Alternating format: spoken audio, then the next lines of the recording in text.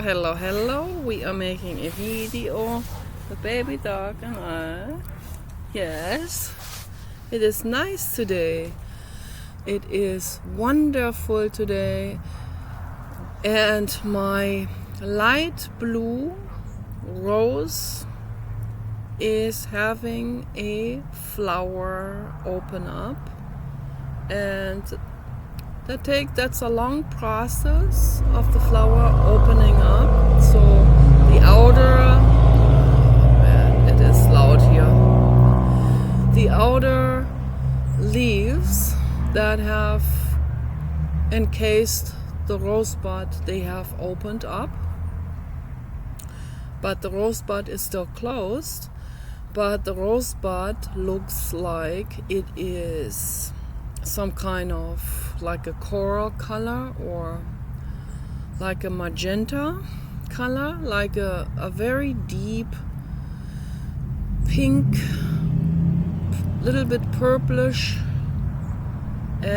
but once that opens up all the way, the color will be like a light blue, like very faintly light blue purplish, almost white. Very gorgeous rose, a heirloom rose, and I'm not showing you. So, yes, I'm not showing you. Not showing.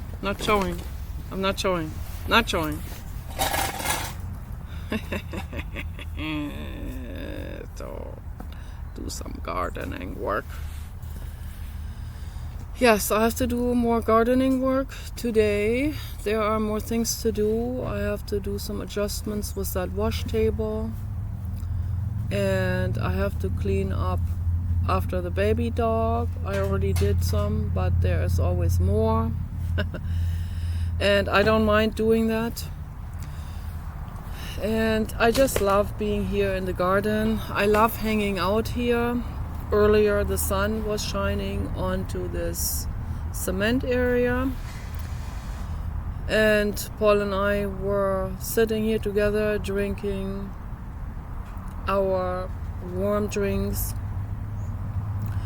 and talking about politics and discussing the future of the United States and the world and the prison system reform. So I want to get a little bit into that subject. I think it is very good to talk about this, prison system reform, complete and radical and cataclysmically humongous shift reform of the current prison system, because the current prison system and the mental health care system in the United States and worldwide, Germany too, Germany is probably even worse, so it doesn't work. Okay, so it won't work, it doesn't work. And when the wrong people get into the governments, which has happened in the United States, then they will not listen to any of those kind of proposals, obviously. But Paul and I talked this through, and he seems to always misunderstand me, makes me irritated. I don't know why he wants to misunderstand me. And he compares what I'm suggesting to Governor Newsom. He's already tried all of. Now, Governor Newsom has not tried what I am suggesting. Not at all, okay? So the main thing that I am suggesting as a proposal for a complete cataclysmic and utter, total prison system and mental health care system reform consists of two things, okay? And people are going to hate me for that, but the Blue God agrees, 444, but I have to accept that. But the Blue God says, I protect you, I protect all of you. Okay, so these uncomfortable things have to be said. If nobody says that, and I haven't seen anyone say it on the internet. Nobody says that in any, people think they are revolutionary and so on, they are whatever. They think they are progressive and they are in the real sense, and they think they are futuristic, but they would never ever touch this subject. And the reason why is because they would lose their subscribers. They would be demonetized. So they don't want that. Okay, and then because of this, we don't have a reform, okay? Because people put their greed over a reform. And everyone should know by now that we need to have a reform. And not a reset, not a great reset. Where do you want to reset this to?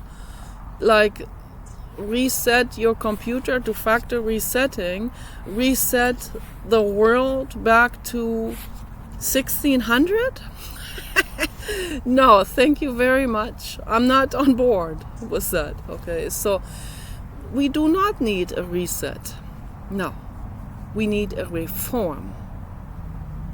And that means we need to try something very, very different if we want to see different results. Okay, this is absolute. I shouldn't even have to elaborate on this. I mean, this is so crystal clear what's going on.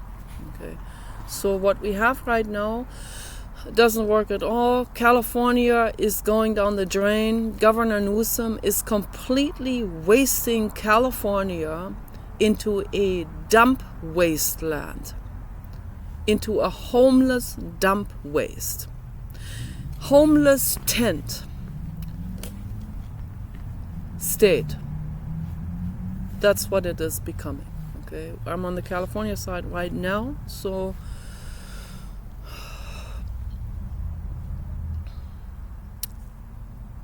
Oregon is doing a little bit better, but they are making a lot of mistakes too. A lot. So the whole country of the United States is doing things very, very adversely, because we have the Biden mafia in the White House. Okay, and I will never say Biden without the word mafia ever again, because Biden is just a puppet in diapers. Okay, that's what he is. He has nothing to say at all. Okay, he doesn't even know what's going on. He has no clue. He's also in denial. He has always been in denial his whole life. He is a complete crook, and he's a piss on, and he is only interested, has always been only interested in money. That's all. That's the only thing he has been interested. It wouldn't matter what any of these transactions do to the world. That's the only thing he's always been interested in, and right now he's probably not even interested in that anymore, because he has no idea anymore what is going on. Okay, so I think his brain is emptied out, and except for the ego.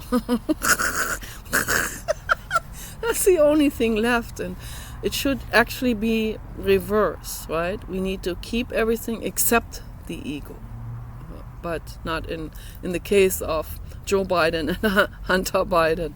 Okay, so, but anyway, those are not, the Biden family is not domineering over this country. They're convalescent home people. Okay, they're basically in a red carpet rolled out convalescent home. You know, the best convalescent home that money could buy. The White House. Okay. But anyway, the mafia, baby, is running this country, and the drug cartels and human trafficking. They also have both feet in Hollywood, in the entertainment industry. Okay, you can clearly see this, obviously, it's obvious. And it goes down through the entire panel of institutions. I mean, it goes all the way down into whatever, to individual traveling churches and you name it. I mean, they all play into the same agenda, okay, because they get paid for it and they keep their subscribers and whatever, you know. So social media is owned by the mafia now, by the drug cartels, by human trafficking, including organ harvesting. I'm not making this up. No, this may sound like Tin Hatter conspiracy theory. It's not a theory, unfortunately. I wished it was. I really wished I'd let you laugh about me all day long in exchange for what I'm saying not being true. You know, we can take the blue pill, as they say, you know. So I never watched that movie, but I got informed about what blue pill versus red pill means. So I like blue pill better too, but obviously, and there are even some people that say, you can just change your past. You can just meditate and you changed your past. You know, like the Mandela effect or something.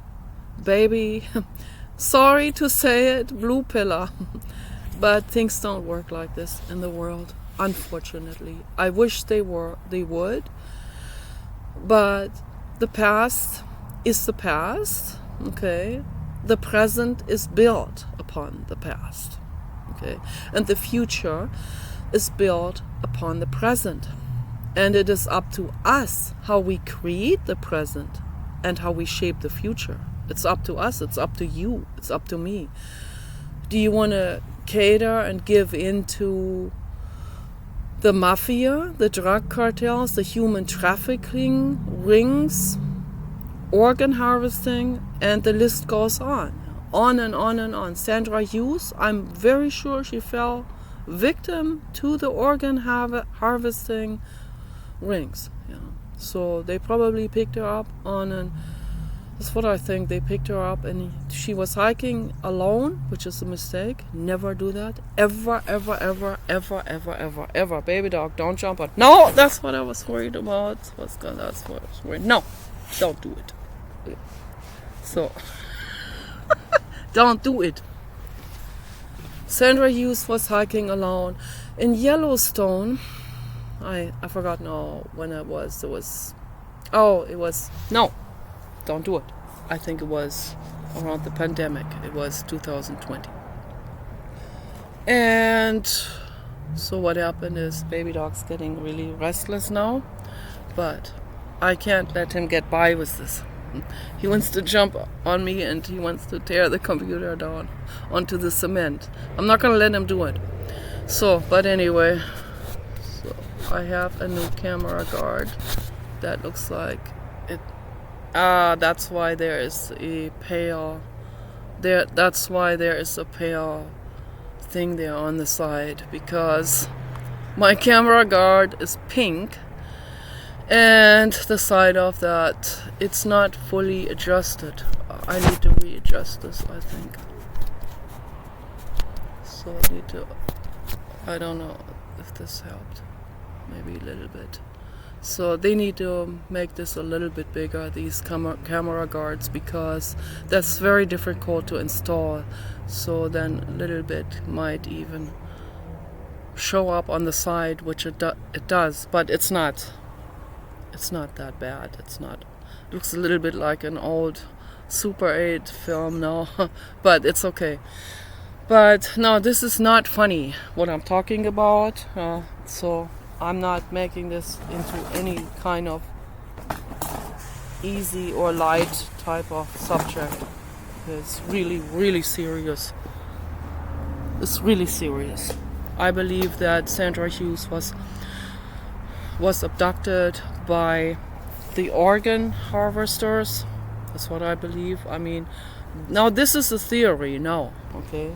But the fact that this exists is not a theory, okay? It really exists. She was hiking alone. She wanted some time for herself there in Yellowstone. She loved it there. Be all alone in nature. And that's wonderful, okay? But you have to at least have an English Mastiff with you. You should have an English Mastiff. Or a Burr, okay? Like one of these real massive guard dogs. You have to have one of the heaviest, biggest boned guard dogs in the world, okay? Molosser type, these real heavy Molosser ones. Yeah, I think those are great. I would like to rescue one if I can find one, but those are real popular with the mafia. They know how to protect themselves. But it makes me sad that people like Sandra Hughes will go out there, environmentalist, kind-hearted person, and naive. And I'm not saying this to find fault with her or to blame the victim, So we cannot be naive anymore. Yeah, it's tragic. It's infinitely sad. Okay, what happened to Sandra Hughes? She goes out there, and I know that those organ harvester type of people, they probably do some search flights over Yellowstone and national parks in general to see what's going on. Which lady or individual person in general is hiking there alone, miles and miles away from the next community, all the way alone in the forest, in the national park. Right? They come there with their search. They do their search helicopter flying over the area. They spot an individual person. They assess the situation. They see, oh, she's there alone in her tent. She doesn't even have a dog. They descend down and they just tackle her. They just abduct her alive. And this is really horrible what happened there. I've talked about this before in my videos. Because I go by what eyewitnesses have reported on. So there's a bunch of things that eyewitnesses have reported on, including a little boy who saw the ghost of Sandra Hughes. And how did he know? I mean, he wouldn't be just... One doesn't make these things up, particularly not children. When a child talks about something like this, like, Mommy, I see there is a lady with her head upside down. Her legs up. And she's dead. So that was Sandra Hughes showing him, giving him an idea of where her body, what happened to her body, So this is what I believe happened. Some kind of medical helicopter saw her. They go down, they harvest her like a hunter. Also, like they also use that word harvest. And that word already is horrible. Okay, I'm just repeating how other people would describe this. And it's predatory, and it's evil. Hunting is evil of any living being, okay? So, animal or human. But I think the organ hunters, they went down there, they abducted her alive, put her in that helicopter, flew her into some very remote place. And I heard there are some remote places in the national parks even, where they have methamphetamine labs, and oh boy, this is baby dog. No, and I'm pretty sure they also have organ harvesting or organ banks somewhere deep in the national forests where people would have to hike for days and days and days, because I saw on some of those hiking channels there was an older guy that looks kind of like Paul, or a little bit like Bob Wells, and this one hiker there on the East Coast that actually died. So there was this guy, this older guy, about 60 or something, and he is a very experienced hiker. No, baby dog, no. And baby dog's getting destructive now. Yes, he is. So can't even sit down. So, and this experienced hiker, he reported on that he was hiking somewhere out there, I think out there in, oh boy, he's going berserk. He's going completely berserk now. Completely berserk. Completely berserk.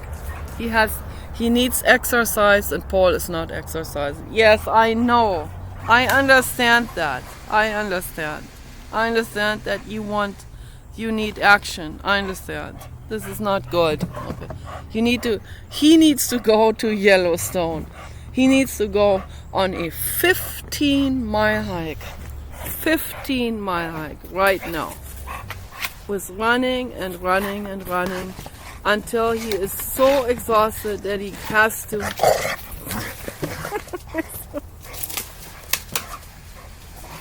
he has to know this is too much now. This is too much. No, I'm not on board with this. No. I'm getting very upset. No. Don't do it. I'm getting very upset. I should have brought the spray bottle with me. I made a mistake. I'm getting very upset. No. Don't do it. Don't do it. Don't even think about it. Well, he could shred a person too. But I don't know how many people he could shred at once. So if I took him out there to Yellowstone. But he can do some substantial damage on a person, so he could. So that would be, I would feel safe with him, actually. But if you want to be really, really safe, then you have to take one Molosser dog that weighs 300 pounds, or two. Then that would be a lot. That'd be a lot more difficult for those organ hunters to tackle you down if you have two of those or even one of those. So because they don't care if someone has a gun in their hands, the dogs. They will just go straight for the gun and for the throat, because they don't think about the gun being a threat. They can't think that far, in abstraction, okay, that there's a gun that can potentially shoot out a bullet. So they just fly right at the person, and that's just too nasty, and that's just, how do they call it? They have some word for that. The criminals. That's gonna be too convoluted or too problematic for them. Okay, so they won't go for people like this, but they go particularly after individual women without a dog. Okay, and so this one hiker guy, 60 years old, obviously already too old for organ harvesting, for what they want. he was going out there alone, and as he was walking down the trail, suddenly he sees further down the trail 2 men standing there and looking at him. And as he gets closer to them, they say to him, turn around right now and go back to where you came from. Don't go any further on this trail. And they were so serious about this and threatening, kind of threatening facial expressions, that he didn't even want to ask why. So he just turned around and went back, all the way back, hiking miles and miles back to his car.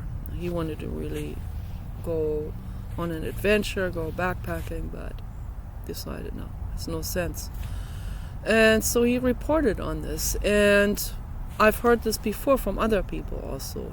I come across these stories here and there and from different people that are hiking in national parks. So what is happening? It really raises a question. And then I heard from other people there are meth labs deep in the forest sometimes and other criminal activities. And it wouldn't be obviously, it's not just no surprise, but it is obvious to me that all kinds of things are happening, including human trafficking, organ harvesting, and so on, that is going on deep in the national forests. Okay, that's what I believe. And so that's probably what was going on. They did not want that hiker to go further and get any kind of glimpse. He might have binoculars. He might be able to get a glimpse of some kind of human trafficking activity. Maybe he sees a girl that is being held there, handcuffed or something. So they don't want him to see anything. So that's why they are guarding these trails. And they make people turn around. And if someone like Sandra Hughes comes along that trail and she's all by herself, they will probably ask her, who are you? Where are you going? Do you have anyone with you? Do you have a dog? And so on, probably assessing the situation, if they are on the ground. If they're in a helicopter, they see the whole picture already from above, what's going on. And they'll descend down and pick her up, right, and bring her to one of those organ harvesting labs, wherever that may be. It could be in the middle of a forest, or it could be in underground bunkers in Nevada or Utah. Who knows? Stephen Greer talks about these underground bioweapon labs. They could also harvest people for that, to use as experimentation people, to test drugs or viruses on. It's no telling what is going on. So in the case of Sandra Hughes, I think, if she was to meet these 2 mafiosis on the hiking trail, and if they haven't, or maybe they're also in contact with the helicopter, I think this is an entire mega network, actually. So, but yeah, if it's a meth lab or whatever it is, or if it's a human trafficking that's in the forest, they will ask her, they will assess the situation, and then they would take her because she was, I don't know how old she was, 40 or 41 or something at that time, or 50, but she looked younger. So they may just kill her there, or sedate her there, or beat her up and then carry her back, or they'll call the network and they'll come and pick her up with the helicopter or something like this. So these kind of things are happening, I believe it. I think in Sandra Hughes' case that I don't know, I have this vision in my head that medical helicopter you can buy these, and then for the wrong purposes, the wrong people having medical helicopters, from below you see medical helicopter, you think, oh, that's just a medical helicopter working for the government or working for a hospital. But some of those are owned by the wrong people. And I believe that is what happened to Sandra Hughes. She hikes way out there. And medical helicopter owned by organ hunters.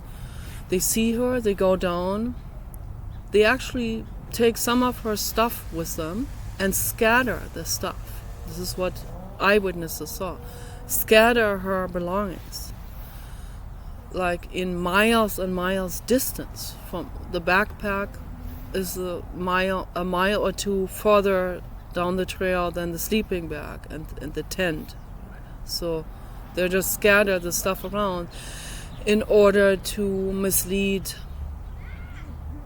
any kind of search group, So, and they had search groups out there with bloodhounds looking for her, and just to lead them astray, So, and then they will say, oh, well, she succumbed to the elements, she was there by herself, and maybe she became crazy. I saw comments under those videos. People will say that but then who knows who says that? That could be someone who's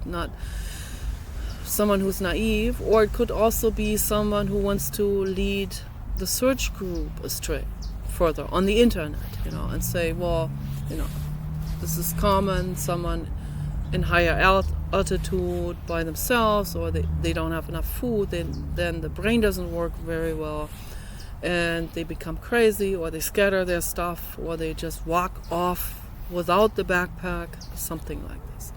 And they're disoriented.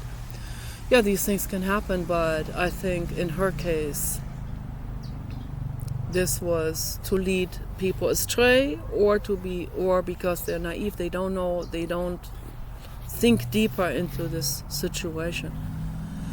For me, it's a psychic intuition that I have with this medical helicopter that is owned by organ harvesters.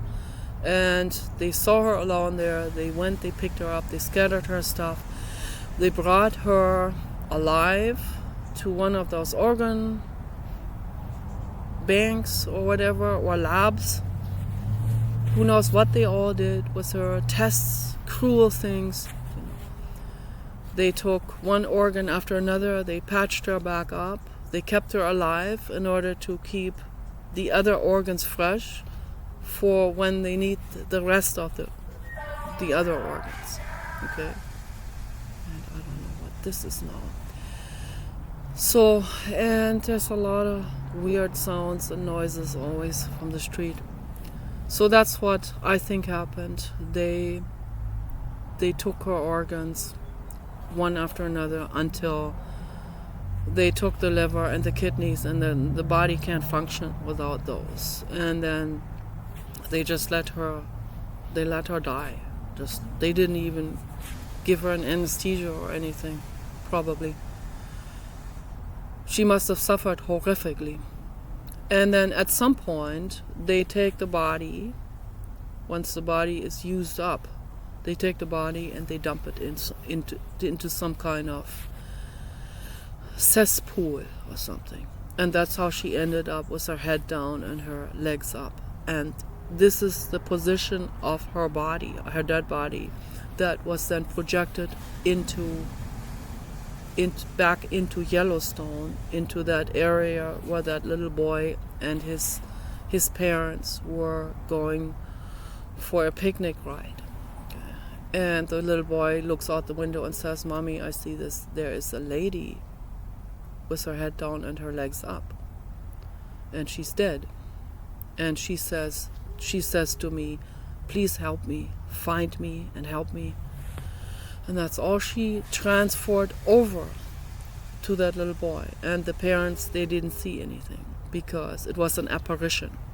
It was a ghost apparition to that little boy. It was in order to communicate something. That was her soul communicating to the boy, because the boy was the most open of that whole family, most open. When children come into the world and they're highly sensitive, they are energetically fluid. And they are, because of this energetic fluidity, they are wide open to everything around them, including energies that are whirling around us, energies that, all kinds of energies, all kinds of entities that can be there around us, right?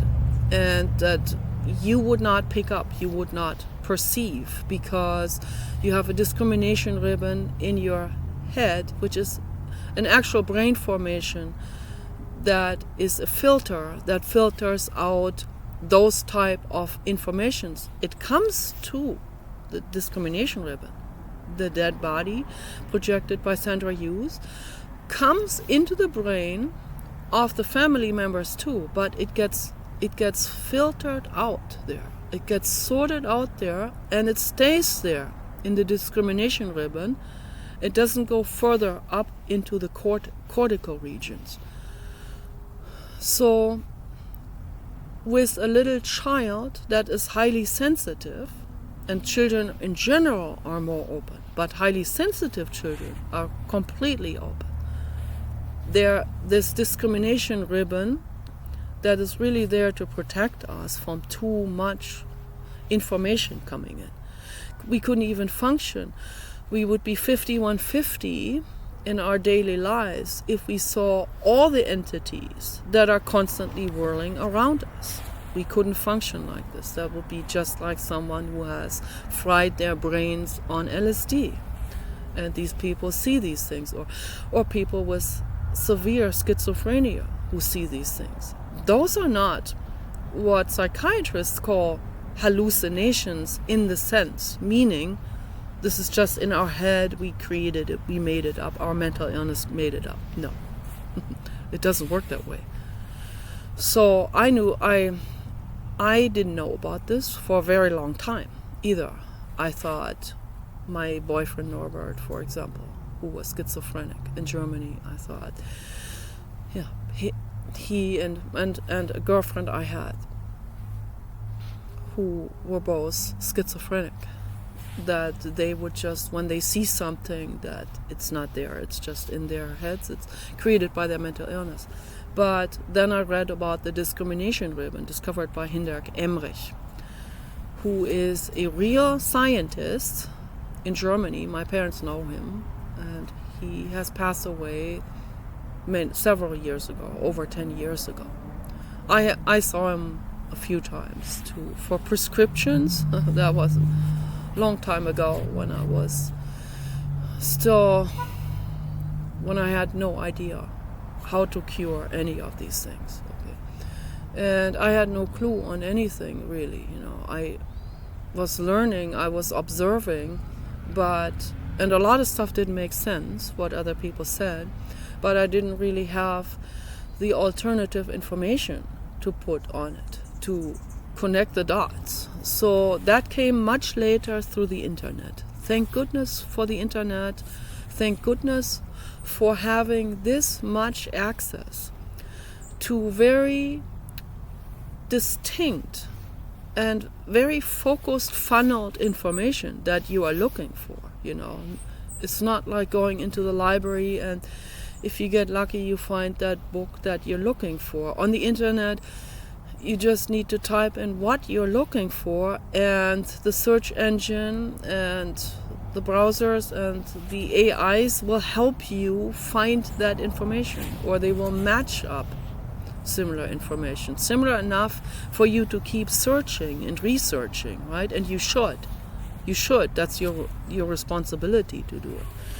So that's how I found out much later about Dr. Hinderk Emrich's work. I didn't even know about that work when I knew him. I would have asked him tons of questions. I didn't even know. And I'm sure that he himself wasn't even, coming from this Newtonian, the 3D very kind of closed up mind state of medical knowledge, scientific knowledge, that he would probably even not even really accept what he saw himself. But he was open enough to take notice and write it down and document this, what he has seen.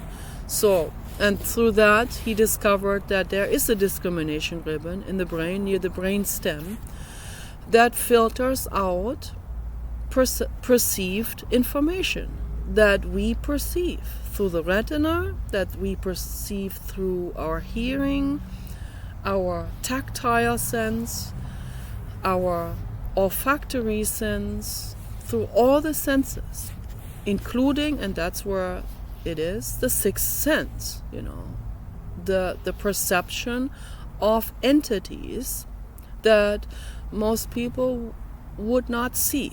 Okay, so, and that goes to the discrimination ribbon.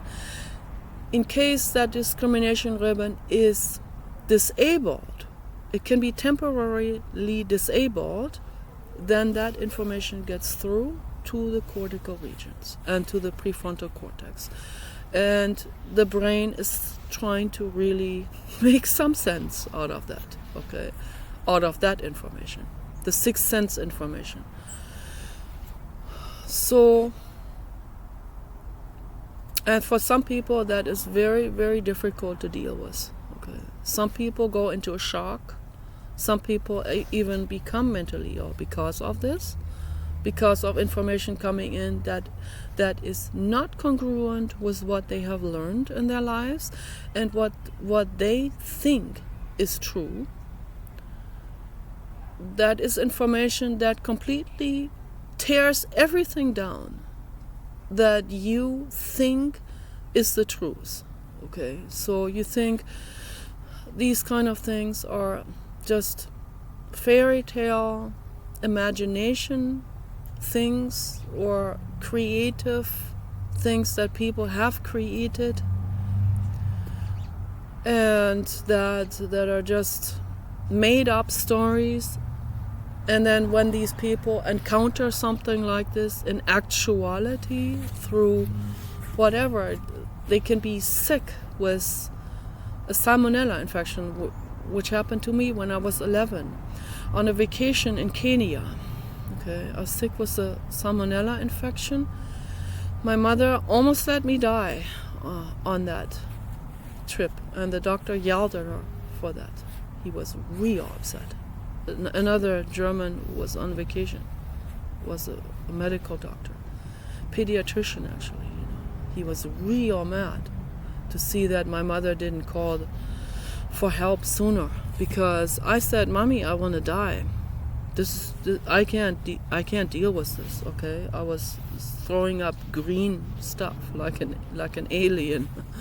So that at that point, she finally asked for help. So, but I had already suffered way too much. But yeah, both of my parents are like they put their fear of confrontation and their adaptation to society and this need for fitting in. They put all of that over the safety of their own child. And that's what mental illness does. That's real mental illness. And that's what I'm talking about. That's the real mental illness I'm talking about, okay? Someone with schizophrenia who gives their children what they need is not near as mentally ill. Someone with schizophrenia, for example, just to use that example, who has a child but, who is bombarded with constantly seeing stuff and hearing things, or hearing evil voices and demons and all kinds of stuff, right? But they're feeding their children. They look after their children. They make that the priority. Those people are not near as sick, mentally ill, as the person that is super adapted to society, but puts their society adaptation and acceptance over the safety of their children. Okay. No, those really hit rock bottom, in my personal view. Okay, when it comes to the assessment of mental illness. And here my mother says to us, that's how much in denial she was. She says to Anneliese and me, you both are so mentally ill. I'm not mentally ill. I'm so normal. I don't understand how someone can be so mentally ill. And here she was, the most mentally ill person in the entire family, extended family. Okay. And that's a fact. And I'm not saying this to beat down on her. I have to call the kid by the name. I have to say the truth. It is the truth. And she's dead now, and she knows that. She knows what I have always been saying is the truth. She knows it now. And occasionally, but that was in the very last years before she died, where I had my very last video chat conversations with her on Google video conversation. A few times I laid my hand down. I set my foot down, okay, on the ground, and I said, you come here and no further, okay? You're not going to transfer further into my boundaries, okay? And I said to her, you are in denial, and you know exactly deep down that what I'm saying is the truth. For example, whatever subject it was, when I was talking about men or whatever, and she wanted to be in denial. I said, I know this to be absolutely factual, what I'm saying, and I'm not tolerating your denial. Okay, your denial is not tolerated. I'm blocking that off right there. And then she would have a glimpse, a moment, a minute, where she said, I know you're right. And I'm actually shocked when that happens, because that stands in such stark contradiction to the rest of the time when she's in this extreme denial. But I can see in her facial expression that the denial isn't functioning to the point where it actually makes her happy. The truth is still knocking on the door hard, right? So underneath. But the denial is like a last-ditch effort of putting a lid on a boiling geyser. Okay, that's kind of like what it is. It's all out of fear. Okay, so I know my mother acted out of fear. And when people are that deep in the mental illness and they're acting this much out of fear, it's aggravating for me.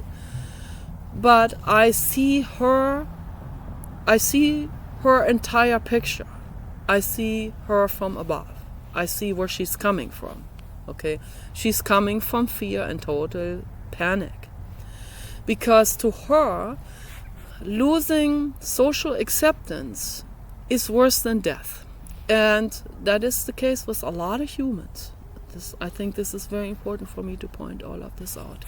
Very, very important.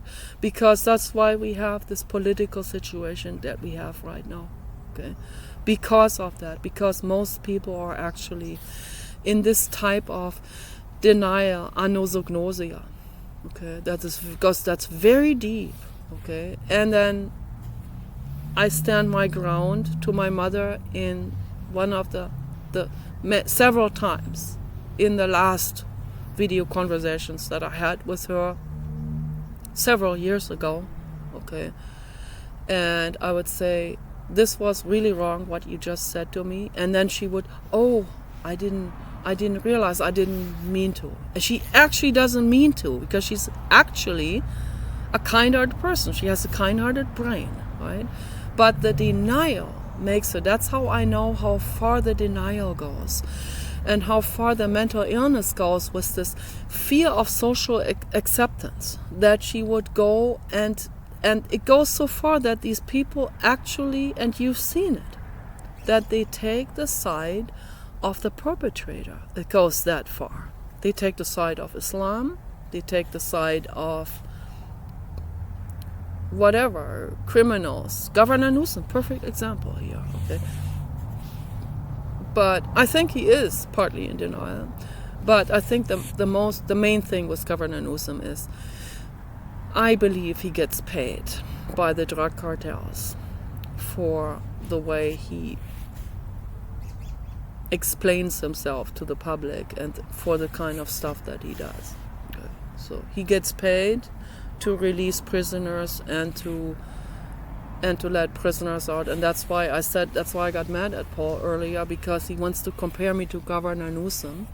Governor Newsom doesn't want the prisoners in the prison cells. That's the only thing I agree with him on. Okay, we can't have people in a prison cell. We can't incarcerate someone into a cage. Okay, that we can't. But there is this humongous difference between Governor Newsom's freeing of the prisoners and my proposal to the world. He wants to just let the prisoners out, right? I have two things that I'm proposing. Head bolting, which is what they do with cattle in cattle slaughter facilities. Okay. These are iron bars that are being shot into the brain. They come back out. They get cleaned and they head bolt the next one. Okay. So they head bolt innocent living beings. But the ones that are not innocent, they are not being head bolted, they're being released out to the street. Okay. My proposal is to head bolt violent people. Okay. We can clean the prisons out by 99% by doing this. Okay. And then we can reform, and that is my proposal that I discussed with Paul earlier, then we can transform all prisons in the United States, and I hope that a model like this will become worldwide. That is my dream. Okay, that every prison in the world, we start with the United States. Okay? Every prison in the United States gets cleaned out from all these violent prisoners, and they get head bolted. And they get buried 3 feet into the ground and watered, and then there's no methane pollution. Okay, so let the earthworms take care of them, but nude. They have to be nude in the ground. Okay. So that needs to be done. Okay, and then we can take care of the prison reform. Then we can reform every single prison into a sanatorium. A closed sanatorium, a closed compound, okay, with a Berlin Wall about 3 times that high, okay, Berlin Wall around it. And we will have robots to guard, and we will have robots also guarding the outside world, of course, when they see someone like a homeless person again on the street, they bring him straight back into the sanatorium. So it's not like that the people that will climb these walls, and some of them can, that will get free then. No, they will detect it by robots. We would have to have a real strict surveillance and surveillance system with AI and AGIs. Okay. And we need a complete reform worldwide. But let's start with the United States there. We need to transform the prisons into sanatoriums for the very severe mentally ill, that is homeless people that are 5150, that are homeless people that you give them a package of McDonald's, they eat it and they leave the trash on the ground as they walk past the trash can and walk away. They can't even, we've seen this, they cannot even, there was a woman, she was nice, good Samaritan, she gave a homeless man a bag of McDonald's hamburgers and a drink. He ate all of this, he drank that, he leaves it right there next to him. He was sitting on the sidewalk, on the curb, and he just leaves it right there next to him. All that trash. When the trash can was no further than 10 feet from him. He gets up and even walks past the trash can. He could have just easily picked that trash up and put it in the trash. He couldn't even do that. people like that, I'm sorry, but I have to really, I have to use an iron fist on this. This is not acceptable, okay? People like this are 5150.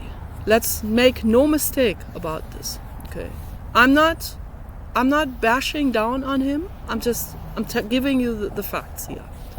5150 people like that guy, those are the people that are down in the gutter, okay? Probably also through drug abuse, and he may still be an addict and whatever, homeless completely, like cannot function at all anymore. Can't see right for wrong, anything anymore, nothing. Self-neglecting. Those, they have that term, 5150, That's area 5150, baby, for you, So, and these people, they have to be picked up, they have to be brought into the sanatorium, not put in a cage, not put into a prison, okay? But kept like the sanatorium for mentally ill people, They sleep in dorms, and these dorms are guarded by robots, by nurses, bodyguards, prison guards, and so on. Okay, so that these people don't get the idea of whatever, cutting themselves, cutting someone else, trashing up the place, or whatever, or smuggling drugs. All of this is going to be very strictly guarded, and that's the only way we can do it. Or anyone who's a drug addict should go in there. Paul was talking about Rodrigo Duterte and how he handled it in the Philippine Islands. For a while that was going on. They had this real iron fist ordinance that anyone on the street is allowed to kill anyone who takes drugs or who deals drugs. So now that's like shooting into a country with a random nuclear bomb, almost. It's almost kind of comparable to that. It's very brutal. But they were in despair. They didn't know how to deal with this anymore. They're innocent children that are lured into drug using. So he had to do something, and I support him on it. Okay, 100%. But we can do it better. We can do it much better than that. That obviously will also give a lot of people then, murderers, the excuse to kill someone, some innocent person too, and say, well, I saw her take drugs or whatever. So that's obviously, it's a shotgun approach, that has a lot of innocent victims that will be killed in this entire process as well. So because of that, it is very, very brutal. Very brutal. Okay? The whole thing is wrong and brutal. But he had to do something about the drug problem, because it is absolutely unacceptable for drug pushers to lure children into it. Innocent, naive children into it. It's unacceptable. If you care, you cannot accept that. You have to do something. Okay? And Rodrigo Duterte did. Okay? And I applaud him for that, because he had to do something. Okay? And that fixed the problem. A lot of drug addicts and even the drug pushers that are also on drugs, they turned themselves in voluntarily because they didn't want to be killed. So then their sanatoriums filled with people, of course, because of it. And that got these people off the street. That got the danger off the street, was the luring little children in. Okay, but it's obviously not the most refined approach. If we want to make things better in the future, we have to refine that approach. This was an emergency approach. This was the last-ditch emergency approach.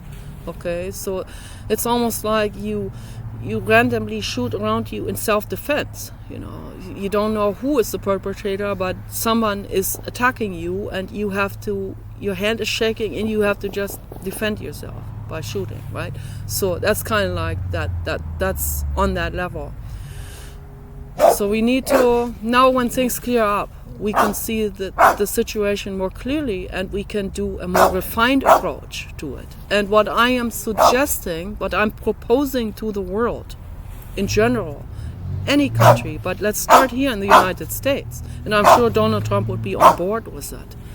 What I'm proposing is that these people, these drug addicts, have to go into a sanatorium, insane asylum, because it's a form of mental illness. Okay, obvious. They are all mentally ill, or they wouldn't be on drugs.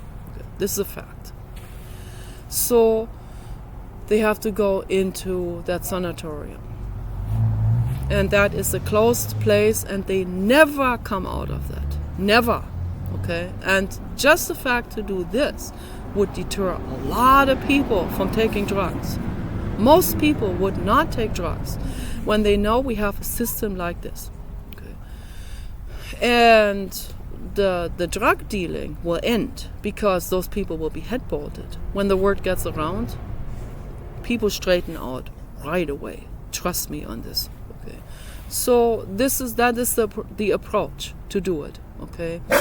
In regards to Sandra Hughes, just to wrap the video up, I send Sandra Hughes my deepest grief and respect and love and hearts. Wherever you are, Sandra, your soul, I love you. Okay. And I did not forget about you. And that little boy will never forget either, when you showed yourself to him. So, and it's all of these eyewitnesses, including the little boy, particularly what he said, that leads me to think that Sandra Hughes was organ harvested. Okay, in Yellowstone. No, not in Yellowstone, in Yosemite. I always mix these two up. So, the old guy, that was in Yellowstone National Park. Sandra Hughes that's further south. That's in central towards Southern California.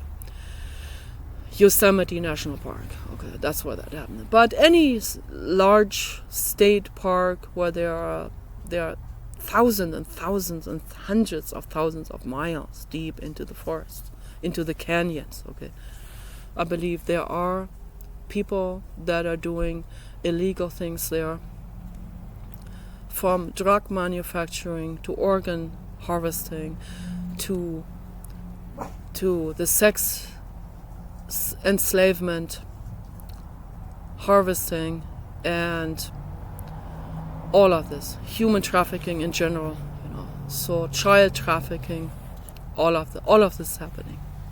I think in